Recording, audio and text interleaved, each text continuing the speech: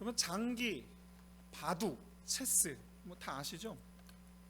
여러분 이 세 가지 게임이라고 해야 되겠죠? 이 세 가지 게임을 잘 하는 분들을 보면 공통점이 있습니다.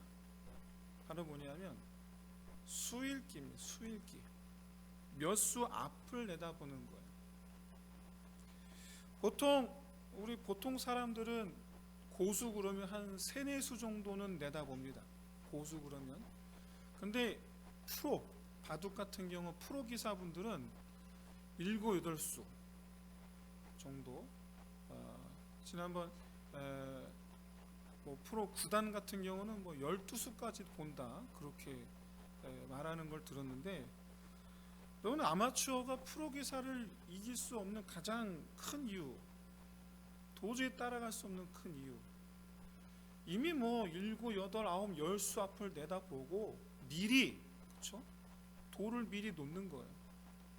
그럼 어느샌가 보면 내가 프로 기사들이 세워놓은 그 큰 그림, 나는 어느 이렇게 딸려가고 있는 거예요.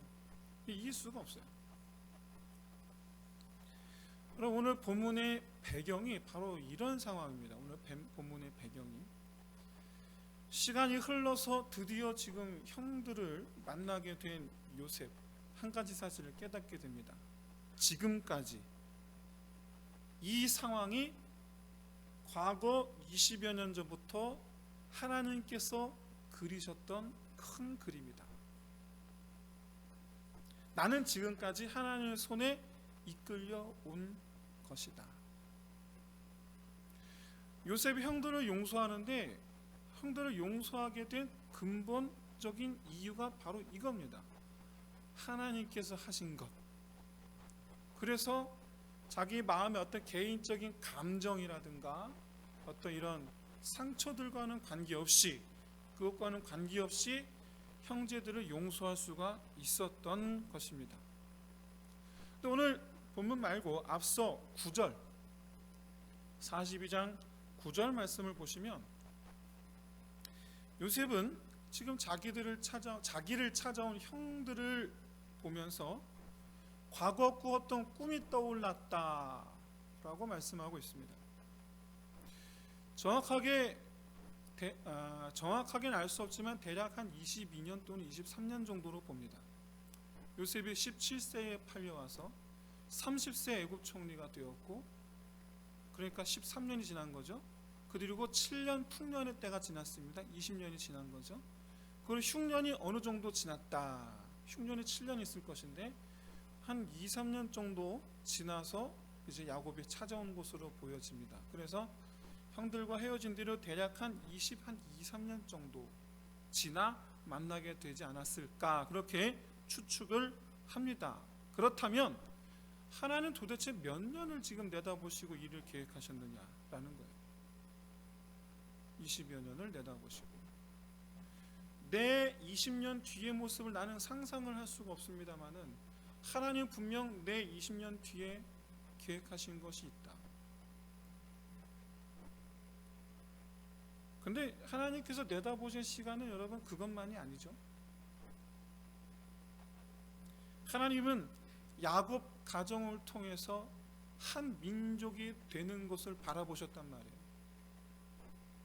그것만이 아니죠. 그 민족을 통해서 아들을 보내실 것을 바라보셨단 말이에요. 그것만이 아니죠. 그 아들을 믿는 이들로 말미암아 하나님의 백성을 이루실 것까지도 보셨단 말이에요. 그것뿐입니까? 아니죠.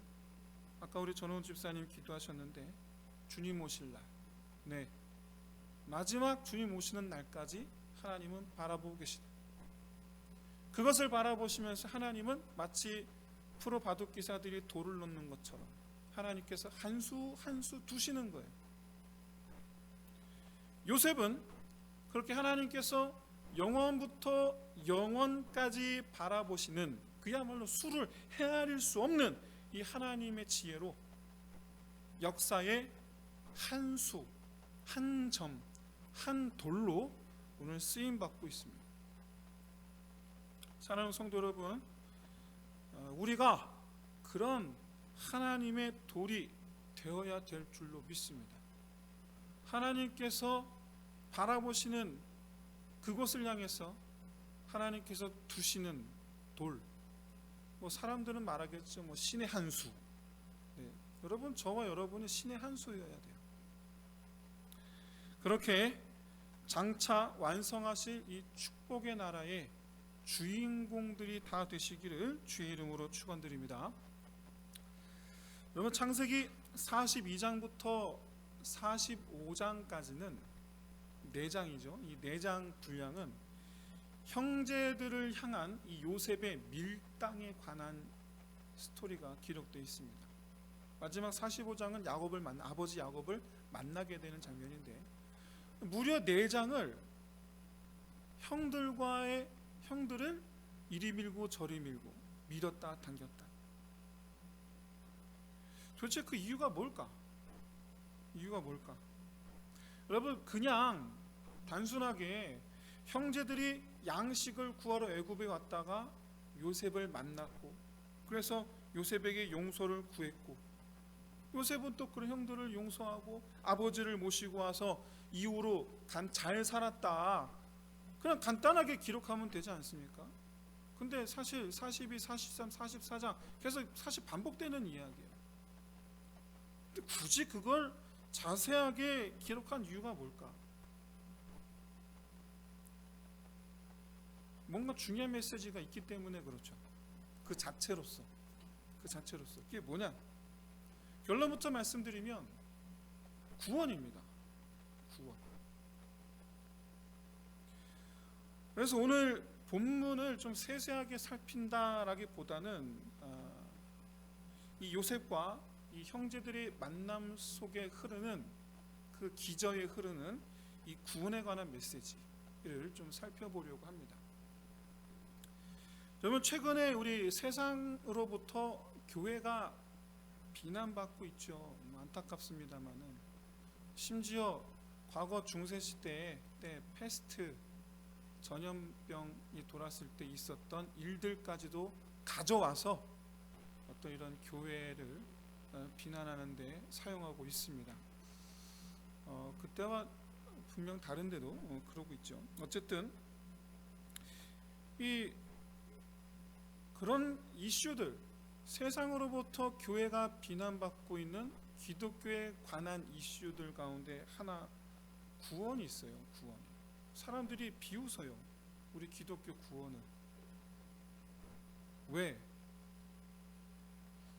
최근 들어서 교회와 또 교회를 다니는 성도들의 이런 잘못된 점, 비상식적인 모습들, 그리고 범죄한 사실들, 이런 것들이 이렇게 폴폴 드러나면서 아주 민낯이 드러나는 거죠. 그러면서 기독교가 말하는 구원이라는 것이 비난의 대상이 되는 거예요. 그래도 구원받느냐라는 거죠. 그럼 회개하면 구원받느냐 이거죠. 너희가 그래놓고도 회개하면 구원받는다고 말하겠느냐, 이게 비난의 대상이 되고 있어요. 그래서 이런 시점에서 한 번쯤 우리가 구원에 관해서 좀 더 정확한 의미를 되짚을 필요가 있겠다 싶었습니다. 개인적으로 그런 생각을 하고 있었습니다. 그런데 오늘 마침 그에 관하여 이 주제를 다루게 돼서 저는 개인적으로 너무나 감사를 드립니다. 모쪼록 오늘 이 시간 우리 함께 하신 모든 성도 여러분들께서는 참된 구원의 은혜를 누리시기를 주의 이름으로 축원드립니다. 사랑하는 성도 여러분, 우리는요 지금까지 구원은 아무런 대가 없이 주어진 하나님의 은혜라고 가르치고 또 그렇게 배워왔습니다. 좀 신학교에서 그렇게 배웠어요.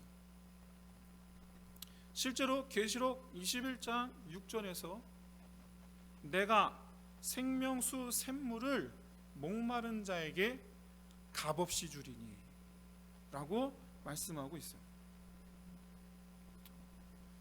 여러분, 이것이 잘못된 가르침은 아닙니다. 맞습니다.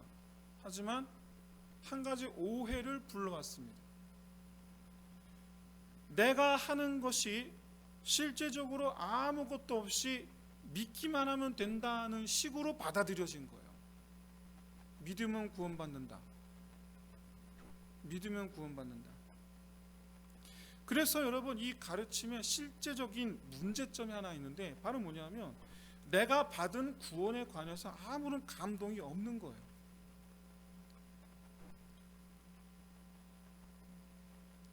생각으로 나는 믿어. 그게 곧 구원으로 연결이 되는 거예요.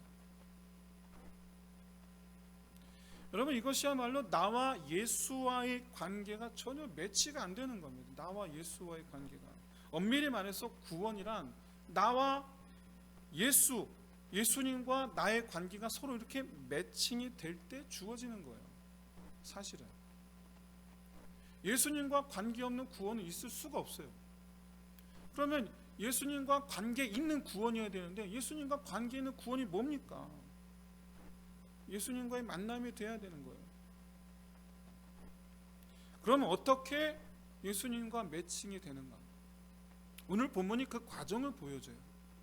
오늘 본문이 한 가지 분명히 해야 할 것이 있습니다. 바로 뭐냐면 구원은 대가 없이 주어진 것이 아니라는 거예요. 구원은 대가 없이 주어지지 않았습니다. 분명히 대가를 치르고 우리가 얻은 거예요. 내가 대가를 치른 게 아닙니다. 하지만 나 대신 예수 그리스도께서 대가를 치르셨어요. 나의 구원의 대가는 예수님의 목숨이에요. 그게 내 구원의 대가예요. 예수님의 목숨. 대신 죽으셨다는 것이고, 그 주님이 치르신 그 대가, 목숨, 달리 말해서 그것을 우리는 예수님의 피값이라고 얘기해요. 그래서 여러분, 우리가 구원을 말할 때는 항상 죽음을 얘기해야 됩니다. 죽음을. 오늘 본문에서 형제들은 죽음 앞에 서 있어요. 물론 요셉이 의도한 것이고 실제로 이루어지게 될 일은 아니지만, 그러나 이 형제들의 10명의 형제들이 느끼는 감정은 뭐냐? 우리가 지금 절벽 끝에 서 있구나라는 절박함이에요. 더더구나 이들이 3일 동안 감옥에 갇히죠. 이것은 죽었다 살아나시는 부활과도 연결을 지을 수가 있습니다. 그렇게 해석해서는 안 되겠지만 관계가 있죠. 구원은 여러분 어디로부터의 구원입니까? 죽음으로부터의 구원이에요. 죽음으로부터의 구원. 요즘 시대에 노예가 없잖아요. 근데 놀랍게도 노예로 사는 분들이 실제로 종종 나타나고 있죠. 그런 분들이 뭐라고 말씀하세요? 누가 나를 이 가운데서 구원할까? 평생 그렇게 이 상황 속에서 구원받기를 바라는 소망으로 살다가 갑자기 자유를 찾게 되셨단 말이에요. 이거예요. 구원은 죽음으로부터의 구원이에요. 그럼 여러분, 어떤 사람이 죽음으로부터 구원을 받는가? 어떤 사람이? 간단합니다. 죄에서 돌이키는 사람. 왜? 죽음으로 나를 이끌어가는 게 죄거든요. 나를 죽음으로 이끌어가는 것이 죄이기 때문에 죄로부터 돌이키면 사는 겁니다. 단 내 능력으로 안 될 뿐이죠. 그래서 여러분, 예수님은 누가복음 18장 13절에서 예를 들어 말씀하시기를, 성벽 구석진 곳에서 가슴을 치며 하늘을 보지도 못하고 땅을 향해서 가슴을 치며 기도하는 자, 세리, 그 세리의 기도를 하나님께서 받으셨다. 그 뜻은 가슴을 치며 회개하는 사람이 구원받는다는 얘기입니다. 회개.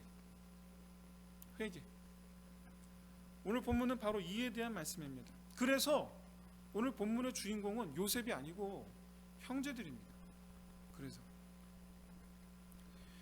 아시다시피 요셉의 형들은 하나같이 패약한 사람들입니다. 패약한 사람들.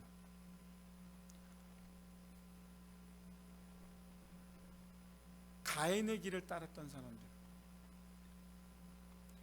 루벤과 유다, 성적으로 타락한 사람들이죠. 아시다시피 유다는 집 밖에 나갔더니 창녀를 찾았던 사람이에요. 시몬과 레위, 살인하기를 주저하지 않은 사람들입니다. 한 명 죽이는 게 아닙니다. 한 성에 있는 모든 남자를 그 수많은 생명 빼앗는 것을 결코 주저하지 않았던 사람들이에요. 살인자들이에요. 그런 사람들이 막내 동생을 향해서 살심을 품었었어요. 죽여야 되겠다. 그러다가 유다의 말을 듣고는 노예로 팔게 되죠. 마음을 바꿔서 노예로 팔게 되죠. 여러분, 노예의 삶이 어떨까 모를 리가 없죠. 노예로 팔았다는 것은 이 남의 손에 동생을 죽게 하겠다라는 것 똑같습니다. 그래서 오늘 본문 22절을 보시면 루벤이 뭐라고 말합니까? 형제들에게 우리가 요셉의 핏값을 치르게 되었다라고 말해요. 이게 무슨 얘기냐면 형제들은 지금까지 요셉이 죽은 줄로 알고 있는 거예요. 그러니까 자기들 요셉을 죽였던 거예요. 여기서 중요한 것은 동생을 가서 죽어버리라고 그렇게 노예로 팔아버려 놓고는 20여 년 동안 자기들은 아무 일도 없이 그렇게 살았다는, 아무 일도 없었다는 듯이 그렇게 살아왔다는 거예요. 그냥 그 누구에게도 우리가 죄인이라고 우리 손을 동생을 죽였었노라고 한 적이 없어요. 철저하게 아버지를 속였어요. 그 아버지는 요셉이 사나운 동물에게 물려간 줄로 알아요. 요셉을 만나기 전까지.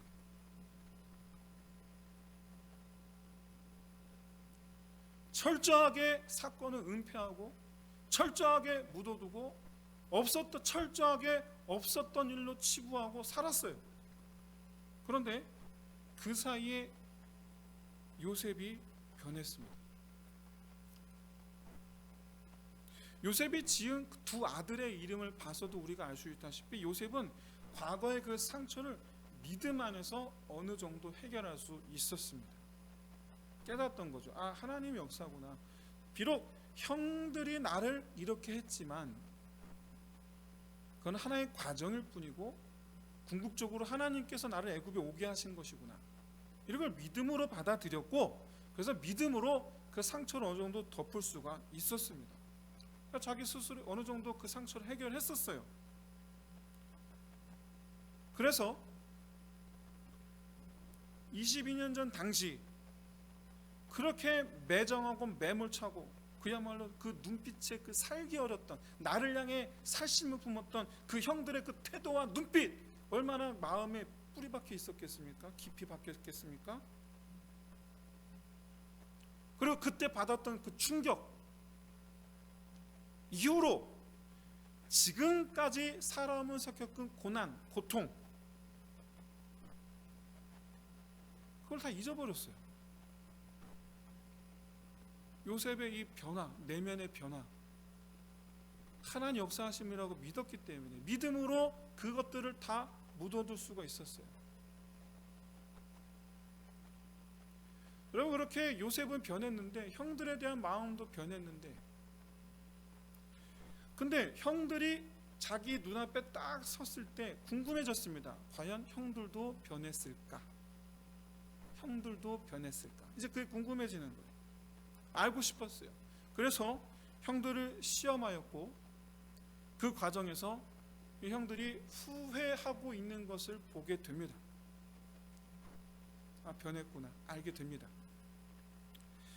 이쯤에서 우리는 아까 제가 주인공이 형들이라고 말씀하셨는데 이쯤에서 우리는 잠깐 이 형들의 입장에서 오늘 이 상황들을 좀 살펴보겠습니다. 여러분 이스라엘의 아들들은요 애굽에 그냥 단지 양식을 사러 왔을 뿐이에요. 단지 그냥 먹을 거 사러 왔을 뿐이에요. 그런데 애굽에 와서 보니까 양식을 담당하는 사람이 애굽에서 제일 높은 사람이라는 거예요. 제일 높은 사람. 그래서 그 사람 앞에 갔습니다. 여러분 그렇게 애굽의 총리 앞에 설 때만 해도 총리를 만나기 전까지만 해도 이 사람들은 그냥 먹을거리 사는 거, 양식을 사는 것 말고는 아무 생각이 없었어요. 그런데 갑자기 총리가 다짜고짜 우리 보고 뭐라 말합니까? 너희는 정탐꾼이라. 근거도 없이 정탐꾼이라. 그런데 여러분 아시다시피 정탐꾼 오늘 말로 따지면 스파이잖아요. 여러분, 스파이가 잡히면 그에 따르는 처분이 뭐밖에 없습니까? 죽음밖에 없어요. 정탐꾼이라고 확정이 되면 그냥 다 죽는 거예요. 풀어주면 어떻게 되겠습니까? 가서 자기 나라 가서 보고 들은 거 다 가서 고할 거 아니에요. 그러니까 정탐꾼 잡으면 당연히 죽여야죠. 지금 형제들은요, 정신이 하나도 없어졌어요. 지금 단지 먹을 거 사러 왔다가 다 죽게 생긴 거예요. 그러면 지금 자기들이 살려면 우리 신분을 증명해야 돼요. 신분 증명할 게 뭐 있습니까? 아무것도 없지. 그래서 꺼낸 말이, 기껏해서 꺼낸 말이 가족 얘기입니다. 우리는 한 아버지 밑에 형제들이다. 우린 가족이다. 우린 전부 다 가족이다. 자기들은 평범한 사람들이라는 얘기죠. 어쨌든 결국에 감옥에 갇힙니다. 감옥에 가둔 이유, 형들이 어떤 태도를 보일까 관찰하기 위함이기도 하지만 궁극적으로 하나님의 계획이에요. 감옥에 있던 이 3일의 시간, 감옥에 있던 이 3일의 시간은 하나님의 손이 이 형제들의 마음을 헤집는 시간이에요.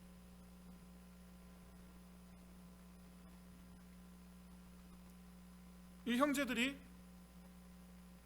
어쩌다가 우리가 이렇게 되었나, 자기들의 과거를 돌아봅니다.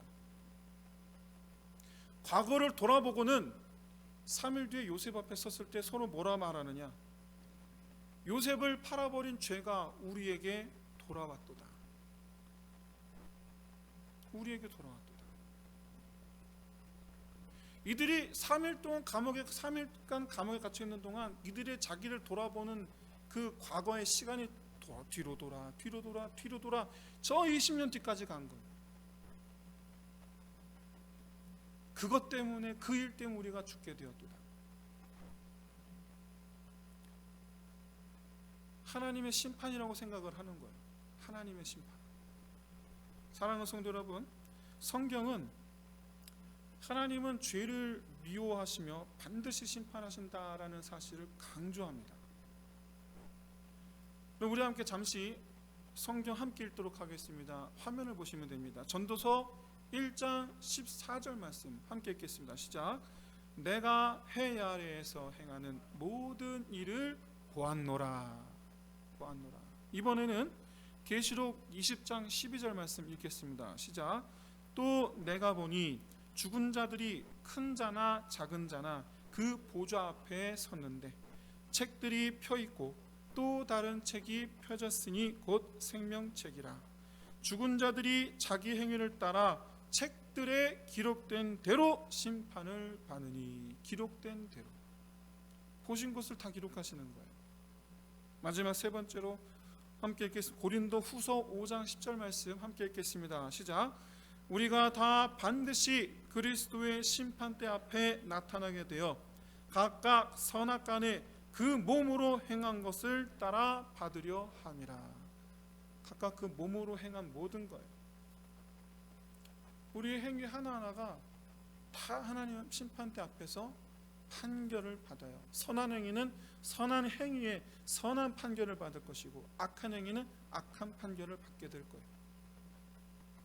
이 세 말씀을 통해서 우리가 알 수 있는 것은, 첫째, 하나님은 다 보고 계시다. 둘째, 다 기록되고 있다. 셋째, 그 기록하신 것으로 우리를 심판하신다. 그렇게 여러분, 그 누구도 하나님의 심판을 피할 수가 없습니다. 하나님은 반드시 모든 사람을 다 심판하십니다. 그런데 문제는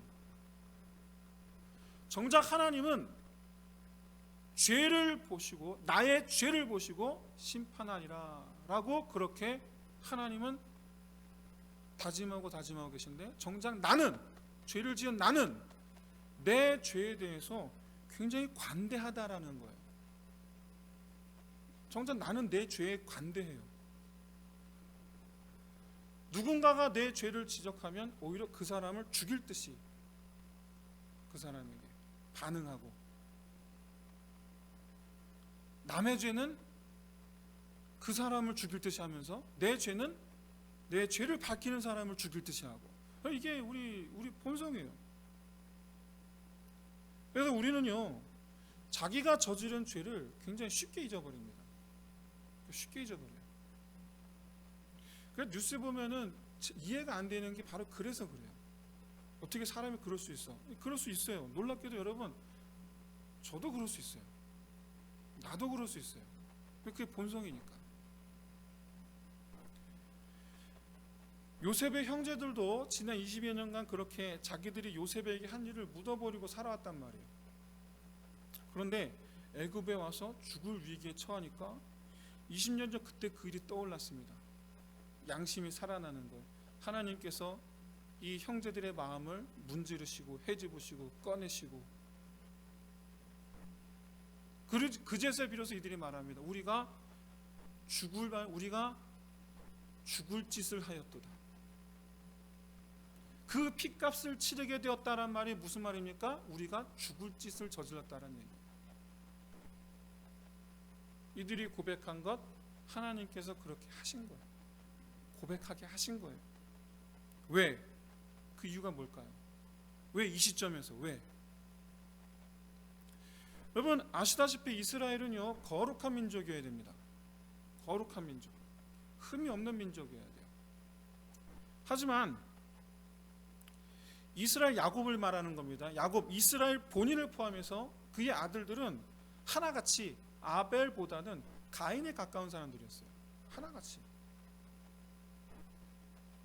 비록 요셉에 의해서 가뭄과 흉년이라는 이 죽음의 이를 이 상황에서 결국에 구원을 받게 되고, 요셉 때문에 구원을 받게 되고 장차 애굽에서 큰 민족을 이루게 되지만 또 그것이 하나님의 계획이지만, 그렇다고 해서 하나님께서 지난 시간 이스라엘 그리고 그의 아들들의 죄악을 하나님께서 못 본 척 그냥 지나가지 않으신다라는 거예요. 묻어두고 가지 않으신다라는 거예요. 그것을 못 본 척 없었던 일인 것처럼 묻어두고 하나님 백성으로 삼지 않으신다라는 거예요. 그들의 죄악을 그렇게 그냥 그대로 묻어두고 그들을 하나님 나라 백성으로 삼으려 하셨다라고 생각한다면 여러분, 그것은 아주 큰 오해입니다. 아주 큰 오해예요. 하나님께서 원하시는 것은 청결입니다. 하지만 죄는 결코 깨끗해지는 것을 원하지 않아요. 그게 죄의 본성이에요. 에스겔서 24장 13절에서 하나님께서 우리를 깨끗하게 하시려 하는데 우리가 스스로 깨끗게 되기를 거절합니다. 거절했다라고 말씀하고 있습니다. 이것은 우리 자신 스스로가 죄를 청산하고 내가 깨끗해지는 것을 내 안에 그 죄가 싫어한다라는 걸 뜻해요. 죄는 자기가 사라지는 걸 제일 싫어합니다. 그래서 사람은요, 자기 죄에 대해서 관대합니다. 굉장히 관대해요. 최근 들어서 굉장히 극단적인, 극악한 그런 범죄 사건들이 뉴스를 통해서 이렇게 계속해서 나오고 있습니다. 그런데 한 가지, 그 범죄를 저질렀던 분들마다 공통점이 있더라고요. 항소를 합니다. 줄여달라고 항소를 하고 감추려 하고. 공통점이에요.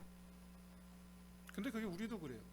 어떻게든 숨기려 하고, 어떻게든 축소하려고 하고, 어떻게든 은폐하려고 하고, 덮으려 하고. 우리 안에 죄가 사라지려고 하질 않아요. 사라지게 하려고 하면 발버둥 쳐요. 그게 죄의 본성이에요. 그런데 오늘 이스라엘의 아들들을 보세요. 이들은요, 지금 이 시간 우리가 죽게 된 이유, 이 시간 우리가 죽음에 이르게 된 원인, 그때 그 일, 우리가 왜 그랬을까?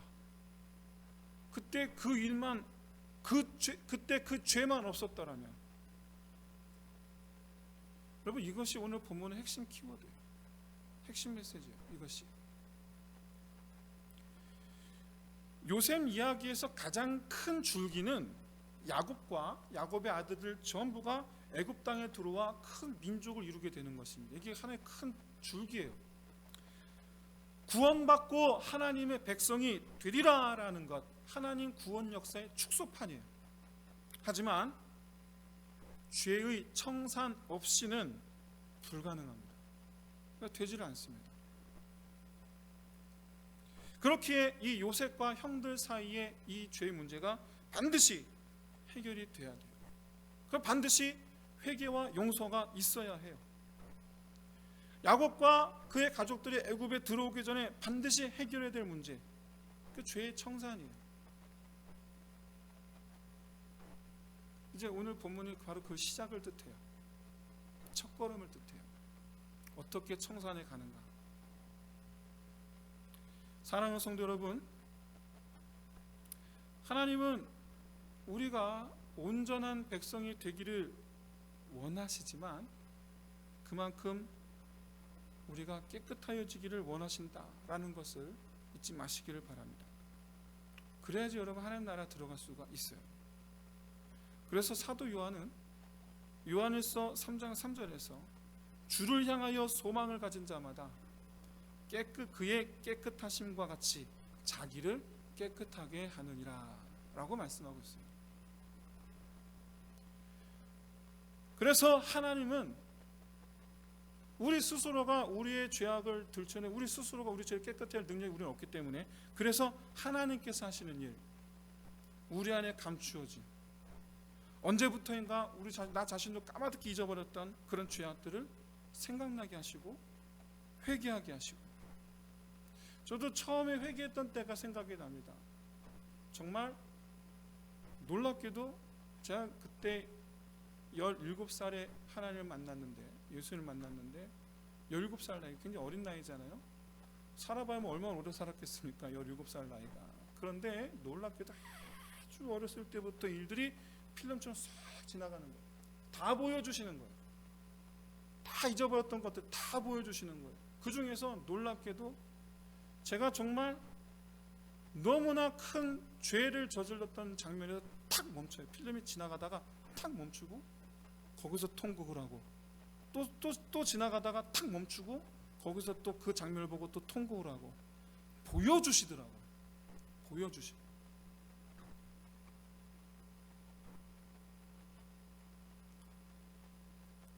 여러분, 우리가 하나님께서 우리의 마음을 터치하실 때, 하나님께 우리의 마음을 터치하실 때 우리가 깨끗하게 되기를 바라심으로 터치하시는 것이니 그만큼 더러운 것들을 만드신단 말이에요.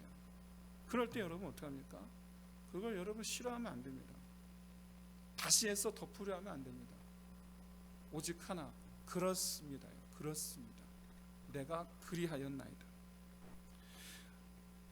우리가 진실한 하나님의 백성이 되려면 요한일서 3장 3절 말씀처럼 하나님께서 들쑤어내신, 그래서 드러나게 된 그 죄악들을 다 토해내고 깨끗하게 되는 회개 역사를 이루어야 될 줄로 믿습니다. 그리고 여기서 여러분 한 가지 더 잊지 말아야 될 것이 있는데, 그것은 죄의 청산을 위해서 치러야 할 대가가 있다. 그게 뭐다? 예수님의 피값이다라는 사실이에요. 예수님의 피값으로 깨끗해진 거예요. 여러분, 회개 고백했다고 깨끗해지는 게 아니고 내가 죄를 회개함으로 주님께서 피로 덮어주시는 거예요. 나는 토해낸 그 배설물을 예수님께서 자기 피로 덮으시는 거예요.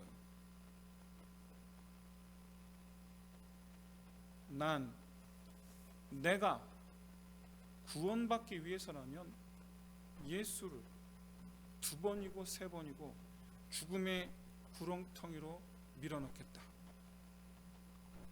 2번이고 3번이고 예수를 십자가에 못 박겠다. 여러분, 이런 자세의 사람을 우리가 그리스도인이라고 말할 수 없지 않겠습니까? 내가 그리스도인이라면, 내가 구원받은 백성으로 내가 나를 위해 죽으신 예수 그리스도를 위해서라도 다시는 절대로 나의 주 예수 그리스도 나의 하나님을 다시는 십자가에 못 박는 일이 없도록 하겠다는 거예요. 이게 그리스도예요. 이게 그리스도인으로 살아가는 모습이어야 돼요. 그러니 여러분, 교회 다니는 사람은 당연히 죄를 멀리하는 삶을 살아야죠. 죄를 범할 수는 있습니다만은, 왜? 우리가 완전하지 않으니까. 그러나 멀리하는, 기본 방향이 멀리하는 방향으로 살아야 되잖아요. 그래야 그리스도인이죠. 자기 행위와 상관없이 믿으면 구원받는다라는 말로 여러분 자위하고 있으면 안 됩니다. 믿으면 구원받아, 이 말이 우리의 위로의 말이 되면 안 됩니다. 난 믿으니까 구원받았어, 이 말이 얼마나 위험한 말인지 그러면 다시 한번 깊이 생각해 보시기를 진심으로 소원합니다. 믿음으로 구원받는다, 맞습니다만은 틀리기도 합니다. 무엇보다도 여러분, 회개하면 구원받는다라는 말도 여러분 좀 더 깊이 생각해 보셔야 돼요. 왜냐하면 그것도 역시 마찬가지로 맞는 말이지만 충분한 말은 아니에요. 충분한 말은 아니에요. 왜? 회개는 죽음이 전제되어야 되기 때문에 그래요. 죽음이. 예수님의 피값이 전제되어야 된다는 거예요. 회개에는 예수님의 피값이 전제가 돼야 돼요. 단순히 잘못됐다고 용서를 구하는 것이 회개가 아닙니다. 그 죄로 말미암아, 내가 지은 그 죄로 말미암아 흘려야 될 대가가 반드시 있다. 그래서 그 죄의 대가로 예수님을 죽음으로 밀어넣는 것, 여러분 그게 회개예요. 회개는 예수님을 죽음으로 밀어넣는 거예요. 그게 회개예요. 그래서 회개는 내 몸에 예수의 피를 바르는 거고, 나를 위해 피 흘리는 예수 그리스도 얼굴을 대면하는 거예요. 그게 회개예요. 내가 주님 때문에 살았다고, 내가 주님 때문에 살았다고, 여러분 그게 회개예요. 여기서 또한 여러분 간과해서는 안 되는 것이 있죠. 바로 하나님께서 생각나게 하신다. 무슨 얘기냐? 하나님의 계획 속에 일어나는 것이다. 회개는 여러분 내가 하고 싶을 때 할 수 있는 것이 아닙니다. 그래서 어떤 분은 말씀하시더라고요. 평생 그렇게 살다가 죽기 전에 회개하면 되지 않겠냐? 그럼 그거 회개 아닙니다. 어떻게 그런 게 회개예요? 아니에요. 잘못을 구하는, 용서해 주십시오 구하는 것이 회개가 아니고, 말씀드린 회개는 예수의 피를 바르는 게 회개예요.